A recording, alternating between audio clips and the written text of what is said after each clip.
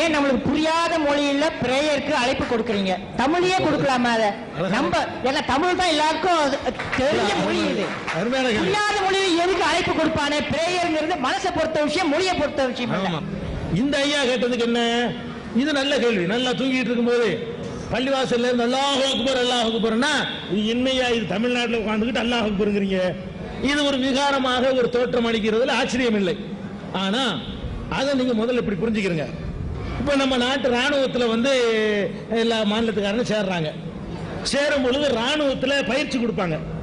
பயிற்சி கொடுக்கும் பொழுது வலது இடதுன்னு பயிற்சி கொடுக்க மாட்டாங்க, லெப்ட் ரைட் தான் கொடுப்பாங்க. லெப்ட் அந்த நடக்கிறது பயிற்சி கொடுக்கும் பொழுது எப்படி பயிற்சி கொடுப்பாங்க? லெப்ட் ரைட் தான் சொல்லுவாங்க. அதுல தமிழ்காரன் இருப்பான், அவனுக்கு அவனு பிரிச்சு தனியா வலது இடதுங்க முடியாது.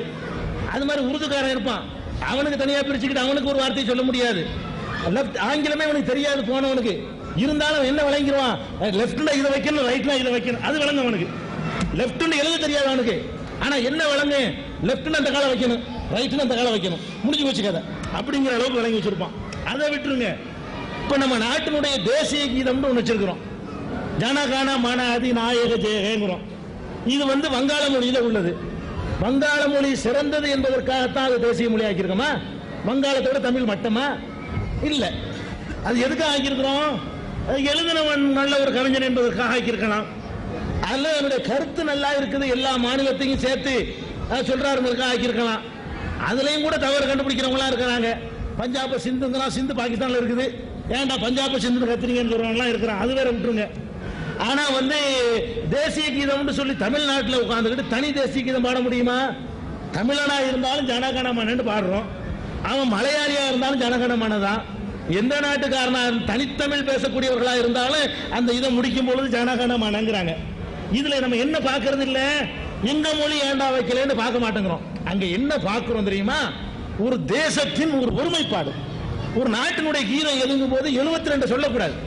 72 சொன்னா கேட்கிறவன் சேஞ்ச் ஆகிட்டு வருவான். அமெரிக்காக்காரன் வர்றான், உங்க நாட்டு தேசிய கீதம் என்ன? இவன் ஒண்ணு அவன் ஒண்ணு. ஒரு தமிழா, மலையாளம், ஒரு கர்நாடகம், 3 பேர் போறான் அமெரிக்காவுக்கு. 3 பேருக்கு தனித்தனி தேசிய கீதம் வச்சுக்கிட்டான்னு வைங்க, என்னப்பா தேசிய கீதம் என்ன? இவன் ஒண்ணு தமிழ்ல படிப்பான், இல்ல அது இல்லைங்க இதுங்க, அவன் கன்னடத்துல. இன்னொருத்தன் அது இல்லை இதாங்க, அவன் தெலுங்குல. அமெரிக்கா என்னப்பா ஒரு நாடுங்கிறாங்க, 3 தேசிய கீதம் சொல்றான், இன்னும் எத்தனை இருக்கும்? இதெல்லாம் ஒரு பணம் இல்லையா? ஒரு நாட்டினுடைய ஒரு யூனிட்டுக்கு ஒற்றுமை என்பதற்காக வேண்டி இந்த மொழி உணர்வை கொஞ்சம் பின்தள்ளி வைப்பது, அது வந்து ஒரு ஒரு தப்பு ஒன்றும் கிடையாது. நம்ம ஏத்துக்கிட்டு இருக்கிறோம், நம்ம வழக்கத்தில் ஏத்துக்கிட்டு இருக்கிறோம். அந்த அடிப்படையில் இந்த தொழுகைக்கான அழைப்பு இருக்கு பாருங்க, அல்லாஹு அக்பர், அல்லாஹு பெரியவன் அழைக்கிறாங்க. இந்த நீங்க உங்களை விட்டுருங்க, இங்க வந்துக்கிற முஸ்லீம்ல நம்ம கேட்கிறேன், அதுக்கு அர்த்தம் தெரிஞ்ச ஒருத்தர் பாருங்க. இப்ப இந்த அல்லாஹ் அக்பர்னு முழு பாங்குக்கு அர்த்தம் தெரிஞ்ச முஸ்லீம்லாம் கை தூக்குமா? முழுசா கடைசி வரைக்கும் இவ்வளவு பேர் தான் தெரியுதா? கடைசி வரைக்கும் தெரியுமா? எல்லாம் அல்லாஹ் அக்பர்ல இருந்து ஆரம்பிச்சு லா இலாஹ இல்லல்லாஹ் முடிகிற வரைக்கும் அத்தனைக்கும் அர்த்தம் சொல்லக்கூடியவங்க. அல்லாஹ் அக்பருக்கு மட்டும் தெரிஞ்சதான் கை தூக்குறாங்க, எல்லாத்துக்கும் தெரிஞ்சா கை தூக்குங்க. பார்த்துட்டீங்களா? இவ்வளவுதான். முஸ்லீமுக்கே தெரியல, இவர்கள்லாம் தொழக்கூடிய முஸ்லீம்கள். இந்த அல்லாஹ் அக்பர்னோட அவ்வளவு முஸ்லீம் அர்த்தம் தெரிஞ்சுக்கிறான், உங்களுக்கு மாத்திரம் தெரியலன்னு நினைக்காதீங்க. அது அரபு மொழி, உருது மொழி கிடையாது. பாங்கில சொல்லக்கூடிய அல்லாஹ் அக்பர் என்பது உருதா இருந்தா கூட நிறைய பேருக்கு தெரியும், அரபுல தான் சொல்லிக்கிட்டு இருக்கிறாங்க. அதனால முஸ்லீமுக்கும் தெரியாது, முதல்ல விளங்கிக்கிறங்க. இப்ப ஏன் அதை சொல்றோம்னு கேட்டா, இப்ப நான் வந்து இப்ப அமெரிக்காவுக்கு போறேன் உதாரணத்துக்காக வேண்டி, எனக்கு ஆங்கிலம் தெரியாது, உதாரணத்துக்கு நெசமாவே தெரியாது, ஆங்கிலம் தெரியாது, அமெரிக்காவுக்கு போறேன். 4ஆம் கிளாஸ் படிச்சால்தான் நான்.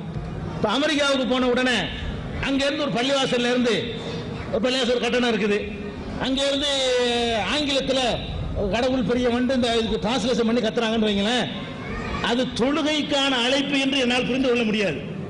அங்க ஒரு பள்ளிவாசல் இருக்குன்னு என்னால் புரிந்து கொள்ள முடியாது. ஆங்கிலத்தில் சொல்றாங்க, அவங்களுக்கு புரியும்.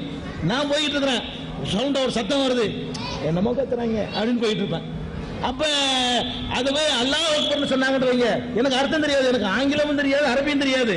ஆனா அந்த அல்லாஹ் அக்பர்னு சவுண்டை கேட்ட உடனே இங்க ஒரு பள்ளி இருக்குது, இங்க நம்ம போனா இப்ப தொழுவலாம், நம்மள மாதிரி சகோதரர்கள் ஒன்னா இணைந்து ஒரு சகோதரத்துவத்தை காணலாம்னு சொல்லி டக்குன்னு நான் உள்ள போயிருவேன்.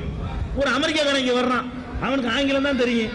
எங்க பள்ளிவாசல் இருந்துகிட்டு அல்லாஹ் பெரியவன், அல்லாஹ் பெரியவன், தொழுகைக்கு வாருங்கள், அதுக்கு அர்த்தம் வெற்றியின் பக்கம் வாருங்கள் தான் என்னமோ கத்துறாங்க. இவ்வளவு கருவாட்டு கடைன்னு நினைச்சிட்டு போயிருவாங்க. ஏதோ ஏலக்கடை ஏலம் போடுறாங்க போல இருக்குன்னு போவானா, அங்க ஒரு பள்ளிவாசல் இருக்குன்னு வழங்கிடுவானா? அதுதான், அதாவது தொழுகைக்கான அழைப்பு இதுங்க. அழைப்பு என்பது எந்த மாதிரியான அழைப்புன்னு சொன்னா எல்லா மக்களுக்குமான ஒரு பொது அழைப்பு. அது ஏன் அரபியில இருக்கணும் தமிழ்ல இருக்கக்கூடாதுன்னு நீங்க கேட்கலாம். நபிகள் நாயகம் தமிழ்ல வந்திருந்தாங்கன்னா தமிழ்ல இருந்திருக்குது. அரபி சிறந்தது என்பதற்காக அரபியில இல்ல. அந்த இந்த இஸ்லாத்தை சொன்னவருக்கு அரபி தான் தெரியும். அவருக்கு தெரிஞ்ச பாஷையில ஒண்ணு உண்டாக்கி தந்து போயிட்டாரு. எப்படி தாகூர் உண்டாக்குனதுக்காக நம்ம தேசிய கீதத்தை ஏத்துக்கிட்டு இருக்கிறோமோ, அதே மாதிரி இந்த மதத்தை எங்களுக்கு சொல்லி தந்தவருக்கு அரபி தான் தெரியும். அவருக்கு பாரசீகம் தெரியாது. உலகத்தில் எந்த லாங்குவேஜும் அவருக்கு தெரியாது. அவருக்கு தெரிஞ்ச பாஷை ஒரே பாஷை அரபி. எங்கள்ல உள்ள முஸ்லீம்கள்ல நிறைய பேருக்கு ஹய்யால ஸலான்னு அவர் கத்துவாருங்க, அர்த்தம் தெரியாது. பள்ளிவாசல்ல தொழுகைக்கு டைம் ஆச்சு கூப்பிடுறாங்க, அது ஒரு மணி அடிக்கிற மாதிரி வைங்களேன். மணி அடிக்கிறதுக்கு அர்த்தம் இருக்கா? ஒரு மணி அடிக்கிறீங்கன்னா அதுக்கு லாங்குவேஜ் இருக்குதா? அதுக்கு ஏதாவது மீனிங் இருக்கு? இல்ல.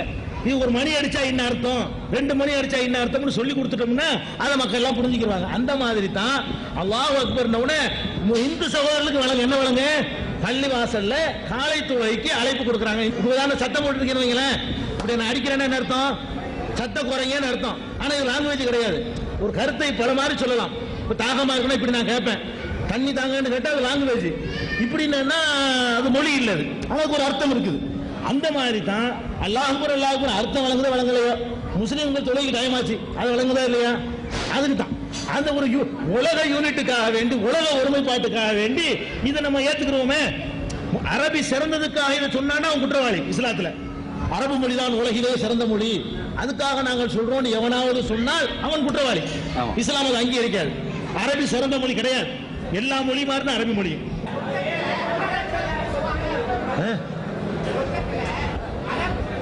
சரி, மொழி சம்பந்தமா ஐயா ஒரு அழகான கேள்வி கேட்கிறாங்க.